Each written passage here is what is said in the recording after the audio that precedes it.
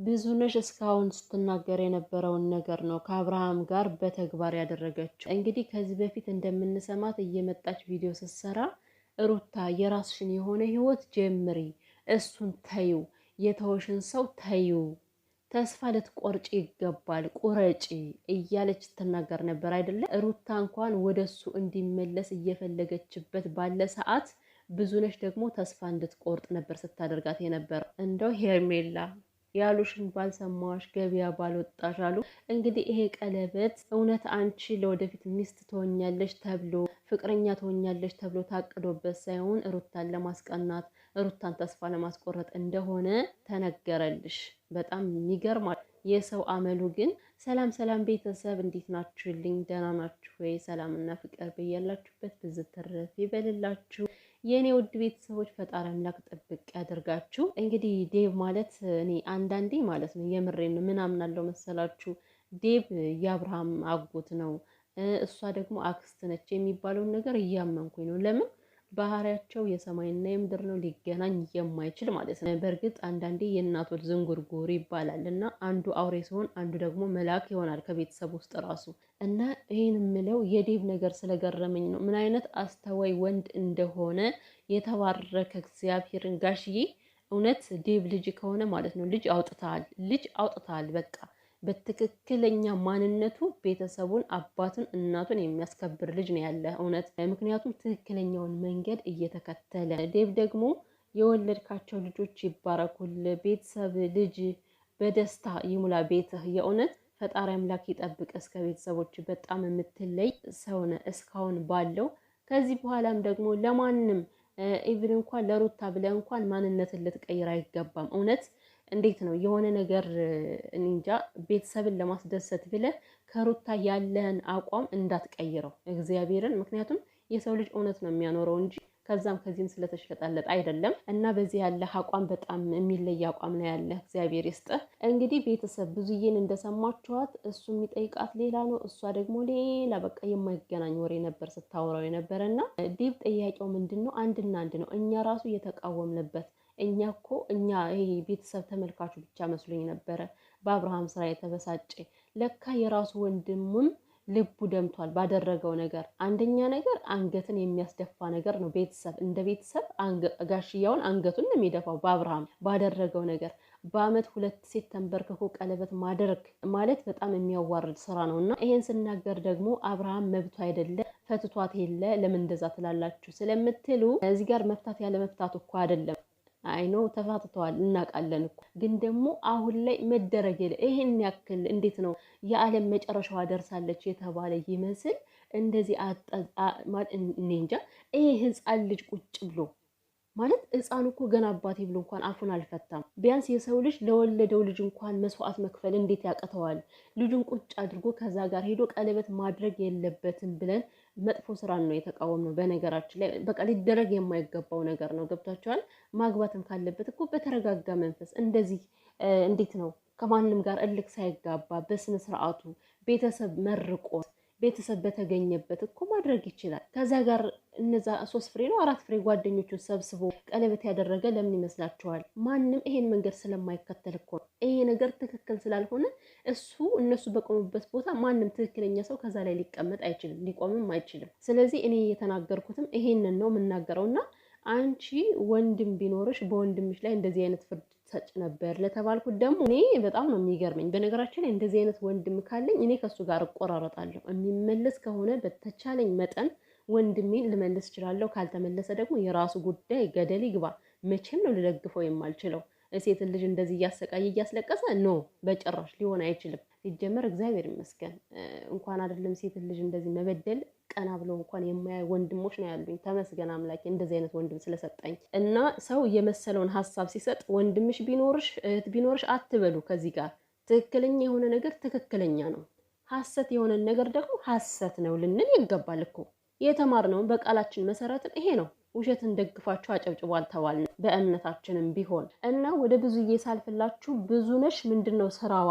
አንደኛ ነገር ሩታ ከሷ ጋር ስለተጣላች በአብርሃም ታሳብባለች እንጂ እሷ ራሷ መበቀል የፈለገችው ሩታ ምንድን ያለችው ልትበቀላት እንደፈለገች የምታስቡት ከዚህ ጋር ነው። ምን አለች? ሩታ አሁን በእኔ ውስጥ አይደለችም፣ ከእኔ የወጣች ሰው ስለሆነች እኔ አይመለከተኝም ማለት ነው። የፈለግሽው አንቺ ሩታ ከአብርሃም ለመድረስ ከአብርሃም ጋር ለመታረቅ አንቺን እንደ እንቁላል መንከባከብ ነበረባት ይመስለኛል። ሳስብሽ እንደዛ ነው።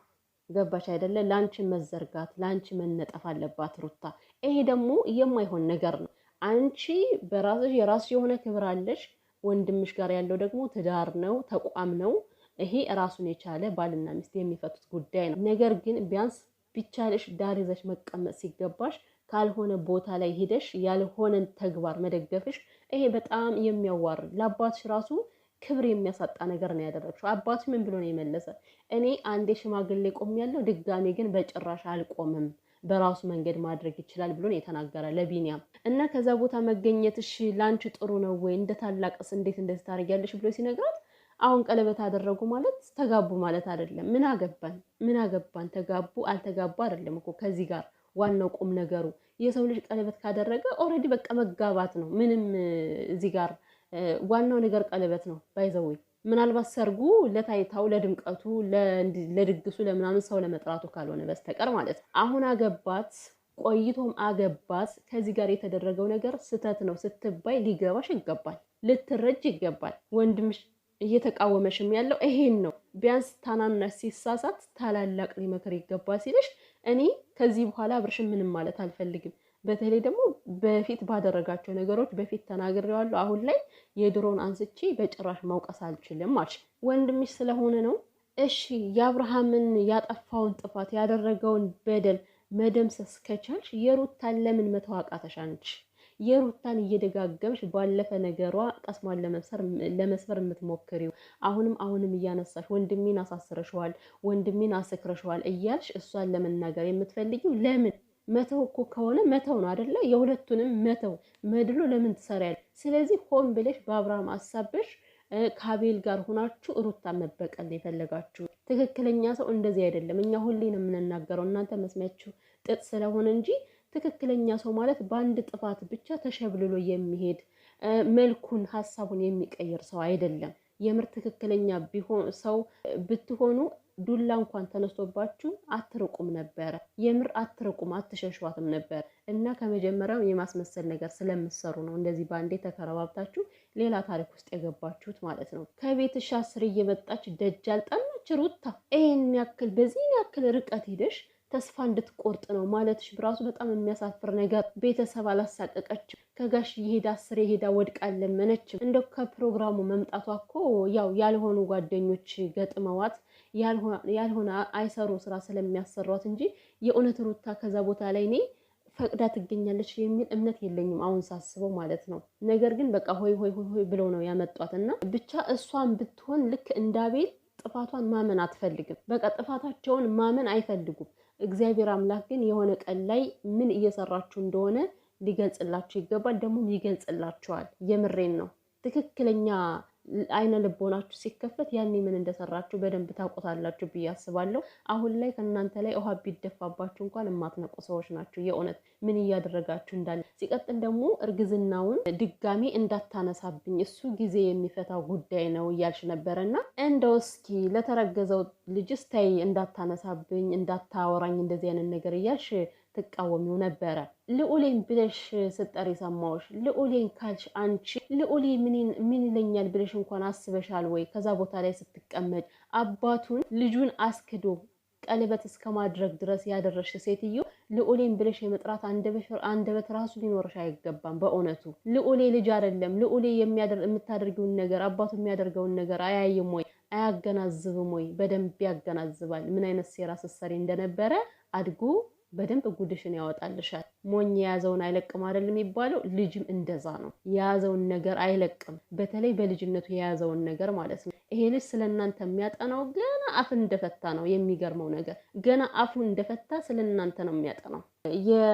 የተረገዘውን አላቅም ስለ ልዑሌ ነው የሚመለከተኝ። ይመለከተኛል ብለሽ እኮ እሱን የሚጎዳ እንጂ እሱን የሚያበረታ ማለት አባትዬ ወደ ልጁ እንዲመለስ የሚያደርግ ነገር አይደለም ያደረግሽው። ኧረ እንዴት ነው የምታስቡት ግን?